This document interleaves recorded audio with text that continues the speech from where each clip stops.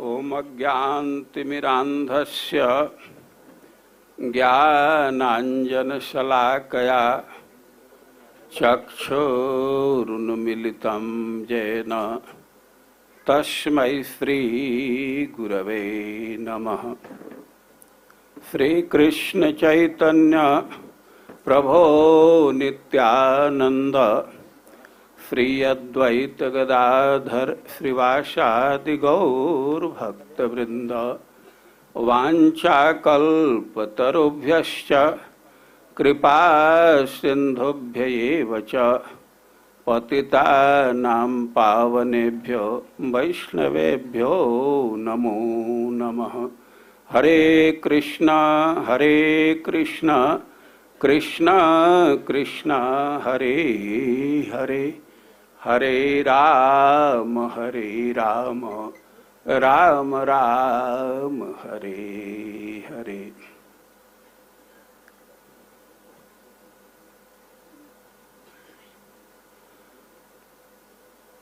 आप वैष्णवों के बीच में बैठने का संयोग प्राप्त हुआ है, लेकिन अब बहुत उत्साह नहीं है और बहुत आनंद की अनुभूति नहीं है।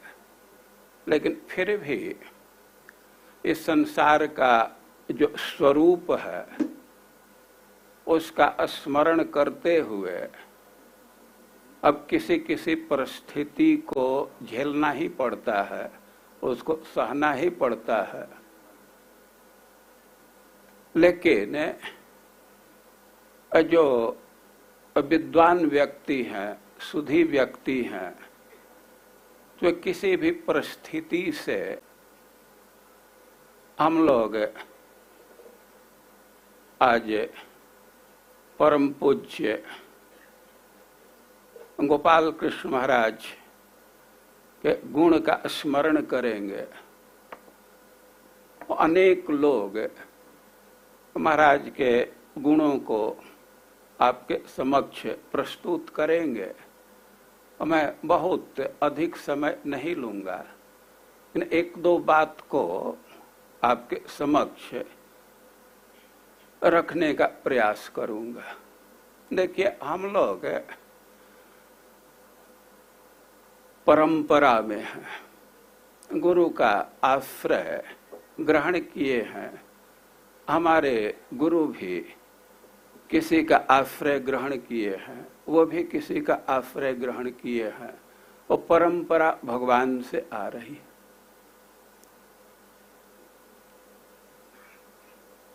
जो भी व्यक्ति भक्ति के मार्ग में अग्रसर होना चाहता है और कुछ कुछ कार्य बहुत आवश्यक है। भक्ति जीवन के सबसे अधिक महत्वपूर्ण कार्य की सूची बनाया जाए और उसमें गुरु का आश्रय लेना, गुरु से शिक्षा ग्रहण करना, गुरु से दीक्षा लेकर के शिक्षा ग्रहण करना और गुरु की सेवा करना, ये तीन कार्य को सबसे महत्वपूर्ण स्थान दिया गया। गुरु का आश्रय लेते हैं, उनसे दीक्षा लेते हैं और उनसे शिक्षा ग्रहण करते हैं। दीक्षा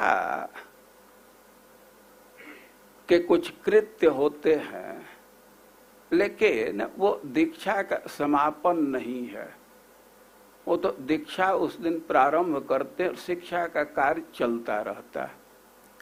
और गुरु से दीक्षा लेकर के कई एक चीज सीखना होता है।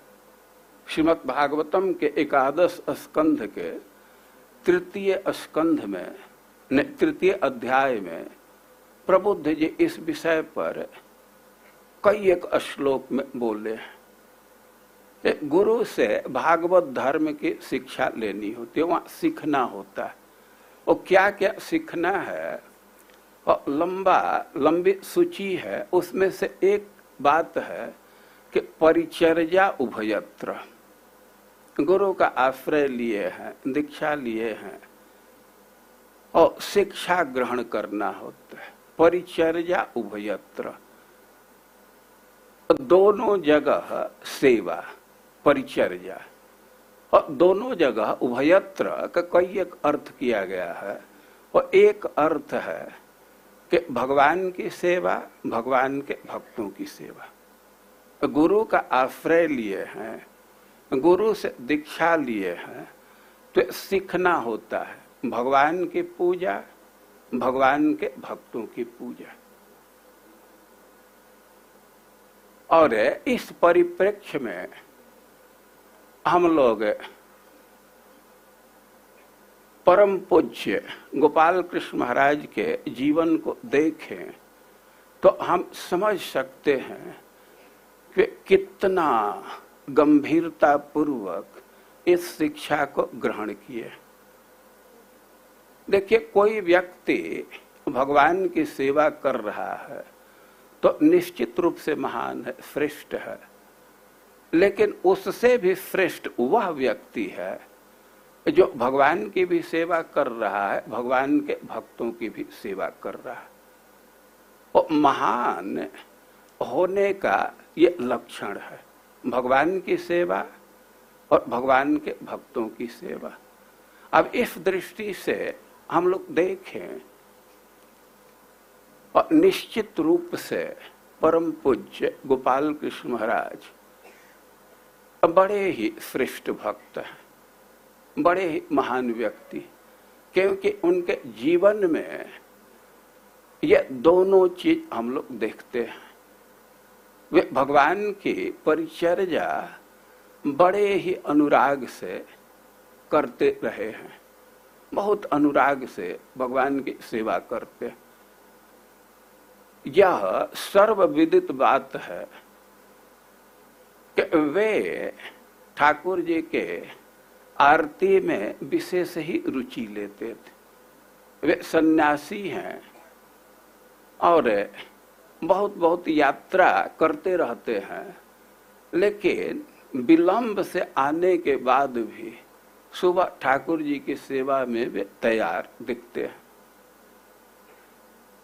और केवल मंदिर में ही नहीं, वे अपने रूम में भी शालिग्राम जी की सेवा बड़े ही अनुराग से करते हुए देखे जाते थे। हमको भी 2-3 बार अवसर मिला है जब वे ठाकुर जी की सेवा कर रहे हैं, उसी समय मिलने का, दिल्ली मंदिर में या वृंदावन गेस्ट हाउस में। और बहुत ही अनुराग से शालिग्राम जी की सेवा करते थे, उनको स्नान कराना, उनको तुलसी अर्पित करना, और बड़े ही अनुराग से ये सब कार्य करते थे और ठाकुर जी की सेवा करते हैं। और इसके साथ ही भक्तों पर भी उनका बहुत ध्यान रहता था, भक्तों के सुविधा का भी ध्यान रखते थे। खास करके कोई भक्त किसी कठिनाई में है तो अपने सारे क्षमता का उपयोग करते थे उस भक्त को कठिनाई से दूर करने के लिए। कई एक अवसर पर मैं देखा हूं, कोई भक्त बीमार है तो तुरंत सक्रिय हो जाते थे, कैसे उसको ठीक किया जाए। और अनेक भक्तों के साथ मैं ऐसा देखा हूं। और खास करके हम लोगों के गुरु महाराज की तबीयत खराब हुई और उस समय वे बहुत सुविधा प्रदान किए। हम लोग पंजाब से उनको लेकर के दिल्ली में आए और वहां 1 मिनट भी हम लोगों को प्रतीक्षा नहीं करना पड़ा। इसके पीछे पता चला कि परम पूज्य गोपाल कृष्ण महाराज अपने शिष्य श्री द्वारकाधीश जी को पहले से निर्देश दिए थे कि ऐसा नहीं है कि आने के बाद कुछ करना है, तुमको पहले से वहां रहना, 1 मिनट विलंब नहीं होना चाहिए।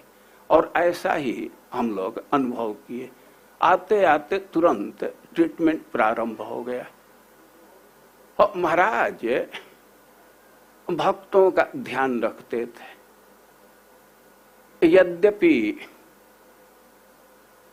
हम तो उनको सबसे पहले मार्च 1977 में वृंदावन मंदिर में देखे, दर्शन किए। उस समय वे सफेद वस्त्र में थे और तभी से बार बार दर्शन होता रहता है।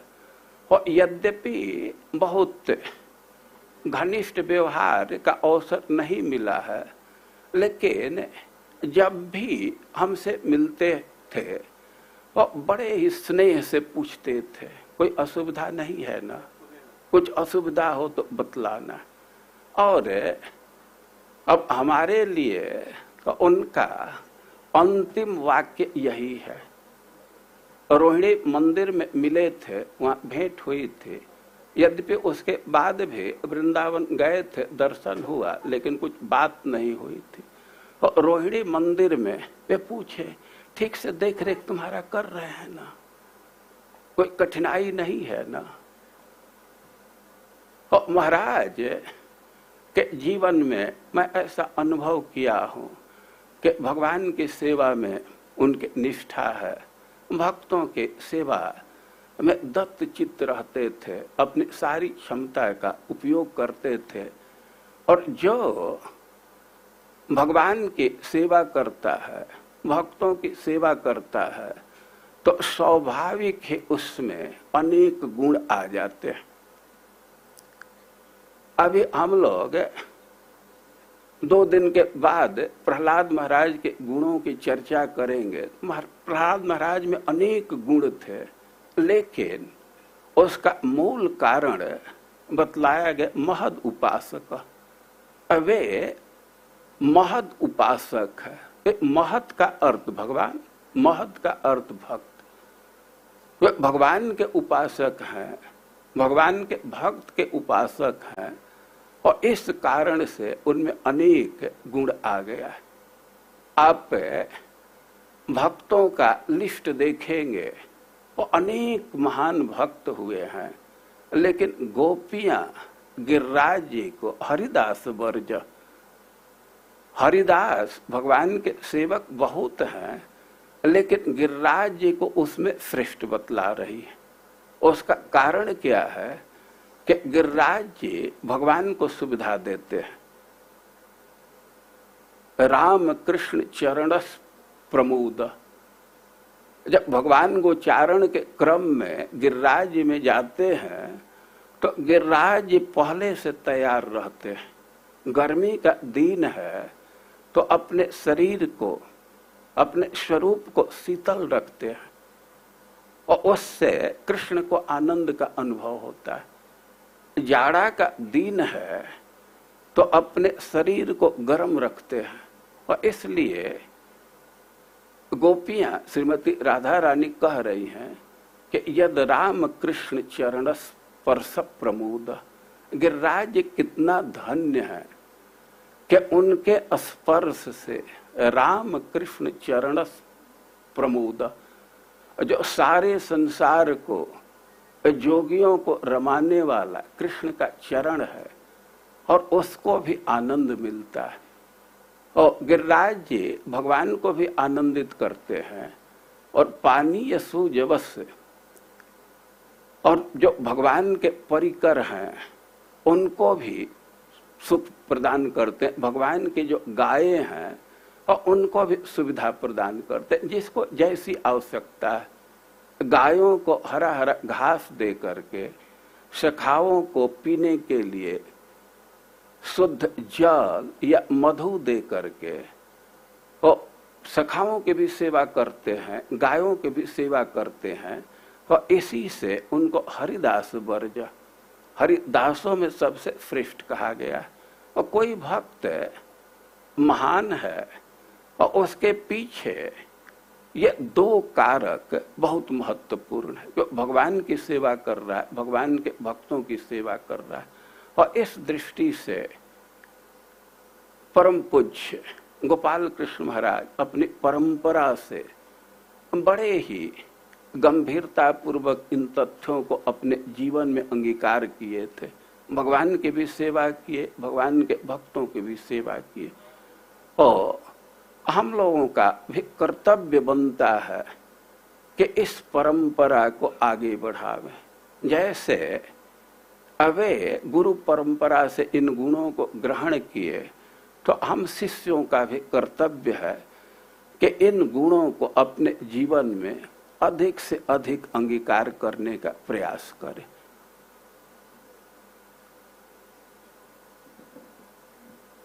जो व्यक्ति अपने गुरु का अनुसरण करेगा और उसके जीवन में सफलता मिलेगी, और इसका प्रकट उदाहरण परम पूज्य गोपाल कृष्ण महाराज है। वे श्रील प्रभुपाद के शिक्षाओं को हूबहू पूर्ण समर्पण के भाव से जीवन में अंगीकार किए, और इसका परिणाम आप दिल्ली में या और जगह भी देख सकते हैं। और गुरु के समर्पण का फल सफलता है। आज दिल्ली में अनेक भक्त हैं, अनेक मंदिर है, और इसके पीछे परम पूज्य गोपाल कृष्ण महाराज का कृपा कारण है। और आप लोग जैसे उनको एक अभिभावक के रूप में अनुभव किए, हम लोगों के मंदिर के भी, कृष्ण बलराम मंदिर वृंदावन के भी वे अभिभावक हैं। उन्हीं के संरक्षण में हम लोग भक्ति करते रहे, और इस अवसर पर हम आपसे यही आग्रह करेंगे कि कुछ कुछ परिस्थिति है कि जिसको टाला नहीं जा सकता, उसको तो झेलना ही पड़ेगा। लेकिन जो हमारा कर्तव्य है, जो शिक्षा ग्रहण करना चाहिए, और उसको गंभीरता पूर्वक ग्रहण करके अपने जीवन को सफल करना चाहिए। हरे कृष्ण।